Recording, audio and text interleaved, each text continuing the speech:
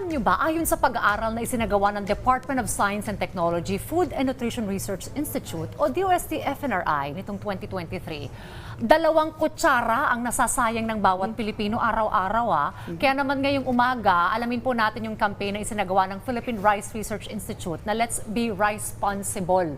Kasamang project leader na si Dr. Henry Corpus. Welcome po sa Rise and Shine Pilipinas. Good morning. Good morning, Dayan. Good morning, Joshua. So 2 spoon of kanin nasasayang ng mga Pilipino Opo, araw-araw. yun po ay base sa latest na data ng DOST-FNRI. So dapat talaga bawat butil pinapahalagahan natin. Yes, oo. No? At saka imagine mo yung sakripisyo ng mga magsasaka, makakain lang tayo. Pero ito, Doc, ipaliwanag niyo po sa amin itong kampanyang Be Responsible. What is this all about? So ito pong Be Responsible campaign ay isang national campaign na inilunsad po ng Department of Agriculture. So kasama po ang Philippine Rice Research Institute at ang National Rice Program. So layunin po na to na hikayatin lahat ng mga Pilipino na magbawas po ng rice wastage natin sa Pilipinas na 2 kutsara nga kada araw ang ating nasasayang. Okay. Paano po makakatulong dito yung bawat Pilipino? And even siguro rin yung mga enterprises, restaurants, even Fast food chains. fast food chains. Yes. Apo. For this campaign, kasi marami rin kumakain sa labas, tapos wala naman ding half price na Yes. order. Ganyan, di ba? Opo. So simple lang po kasi yung mensahe ng ating Be Responsible campaign. So 3 letra lang yung ABC. So yung A, avoid rice wastage. Yung B, buy our farmers rice. At yung C, I choose yung healthier rice. So una, dapat sundin natin itong ABC na to ng ating Be Responsible campaign. Yung A nga po, avoid rice wastage. Kumain lang nung kaya nating ubusin, magsaing lang. At kung may natira po, pwede natin ilagay sa refrigerator at pwede rin kainin bukas, pwedeng gawing sinangag. So yung letter B naman po, yung buy our farmers rice. So tulungan po natin yung ating mga magsasaka na kumita naman, bilhin natin yung kanilang mga produkto. At yung letter C naman po, yung choose yung healthier rice. Bukod doon sa puting kanin, pwede rin po nating subukan ang brown rice, yung mga pigmented rice, red and black rice, kagaya po na to. At meron din po tayong high zinc rice at yung low glycemic index rice. O, ito black rice Ito. Black rice ano ito. kaibahan nitong black rice dun sa brown, sa red, and sa white of course? Opo. So nagkaiba lang po sila doon sa kulay, pero pareho silang unpolished form or brown rice din. Okay. So ito pong black rice kasi ay may mataas na mga phytochemicals dahil doon sa pigment niya. So meron po siyang anthocyanin at iba pang mga polyphenolic compounds na merong antioxidant property. Okay. So, pasimplihin natin, Doc, mas masustansya ba ito? Tama po, Joshua. Pag tanong, alin yung hindi masyado nakakataba? May Yan. ganyan, Ayun. diba?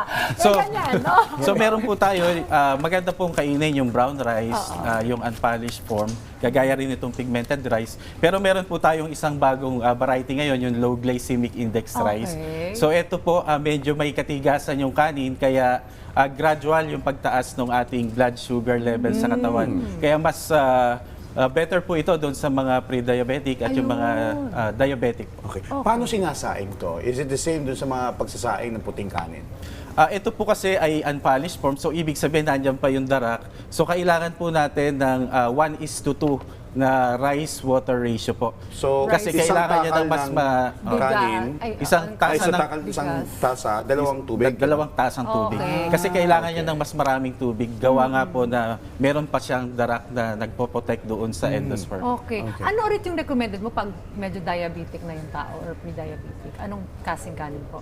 So yun po, yung low glycemic index Low rice. Iba pa yun. Opo. Okay. Pero kailangan magkonsulta pa rin sila sa kanilang doktor at saka yung nutritionist dietitian para sa tamang advice at rekomendasyon para sa kanila. Okay. Tanong ng mga ka-RSP natin, ano bang lasa? May pagkakaiba Oo ba? nga, ano bang Kasi masarap? sinasabi ng iba, lalo na pagka ang ulam mo sinigang, ganyan nilaga, Ay, masarap oo. yung puting kanin. Totoo ka, Ito ba- maka-exercise tayo Oo. dyan. Pero pag ganito ba, is it the same? May pagkakaiba po sa texture? So ang pagkakaiba nila yung sa texture kasi dahil nga andyan pa yung bran or yung darak, so medyo may katigasan yung brown rice natin at saka itong mga red and black rice. Pero may mga variety po tayo na suitable para gawing brown rice, like yung mga malalambot na kanin. So kapag ginawa rin natin silang brown rice, ay malambot din sila kapag naluto or nasaing na bilang brown rice. Okay. Let's talk about the A dun sa ABC, yung avoid rice wastage. Paano ba ito pwedeng gawin sa mga household? Sabi mo, pwedeng ilagay sa ref. Paano ba yung shelf life? Hanggang kailan ba pwede magtagal ang kanin na masasave mo yun? Nandun pa rin yung mga nutrients at safe pa rin kainin. Oh. Yes, dapat iwasan natin magsaing ng sobra kasi yun yung napapanis. Okay. So dapat yung magsaing lang tayo nung kaya nating ubusin sa pamilya.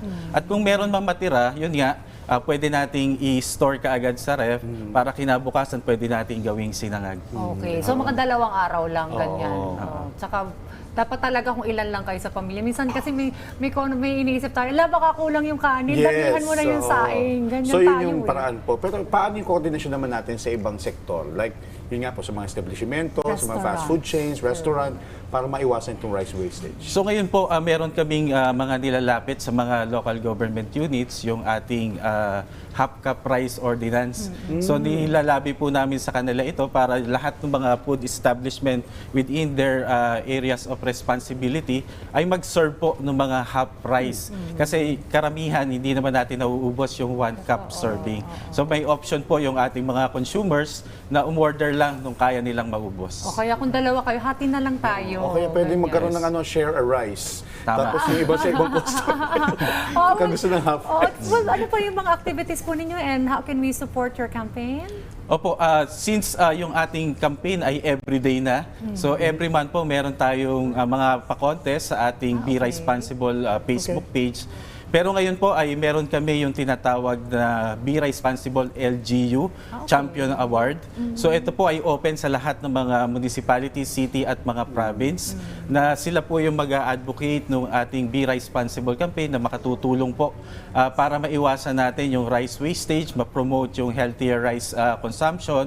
So doon po sa contest na ito, ang ating pong mananalo doon sa contest na ito ay makakatanggap ng 75,000 pesos para sa best municipality or city at 100,000 naman para doon sa ating provincial LGU na mananalo. Okay, ayos yan Pero ito mahabol. yan. May shirataki rice din, sir. Ano naman ang masasabi niyo sa shirataki na yan? shirataki. Opo, yung shirataki rice, hindi siya talaga rice. So, galing siya sa ibang root crop na in-extrude lang siya para maging shape ng rice. So yun, based doon sa mga promotion ng mga produkto na ito, ay recommended din siya sa mga diabetic na sinasabi nila. So kasi mas gusto natin yung medyo matigas na kanin para mas mabagal yung digestion, para gradual yung pagtaas ng ating blood sugar level. Ito pwedeng ihalo to sa puting bigas. Opo, mas sakali. maganda pong ihalo natin yung mga black at red rice para mas maging appealing pa siya kasi magkakaroon ng kulay yung ating white rice. Oo nga naman. Tsaka kung gusto mo sigurong tikman muna, Yes. ihalo mo gradually din sa Gradually, puti. unti-unti hanggang sa totally black rice. Para masanay tayo kasi yung iba nga, hindi sanay doon sa matitigas na brown at red and black rice. So para masanay yung mga kasama natin sa pamilya natin, so unti-unti haluan natin ng brown at red or black rice yung puting kanin hanggang sa masanay na yung ating panlasa. Okay. Ano kaya masarap na ulam sa kanin ngayon? Yan. Yun ang iniisip Tsaka ko. siguro kaya nakakapagod nguyain kasi matigas. Opo, kasi Exercise mo rin yung bibig mo. Pagod ka na, ayoko na kumain. Pagod Opo, na ako. ito po kasi mga brown, red at black rice, medyo mabigat sa tiyan natin dahil mataas ang dietary fiber. So at matagal din siyang ma-digest sa atin kasi protected nung bran or darak yung carbohydrates doon sa endosperm. Pero wag natin i-cancel si carbs, ha? Yes. Maraming nutrients ang Yes. carbohydrates. Pero sabi, ang importante, wag magsasayang. Yun. Bawat butil, pahalagahan po natin Kahit yan. yung mga mumo, wag magtitira. Well, maraming salamat po sa Thank you. pagbahagi po nitong Be Responsible Campaign, Dr. Henry Corpus. Salamat po, sir. Thank you so po much. sa ating mga ka-RSP.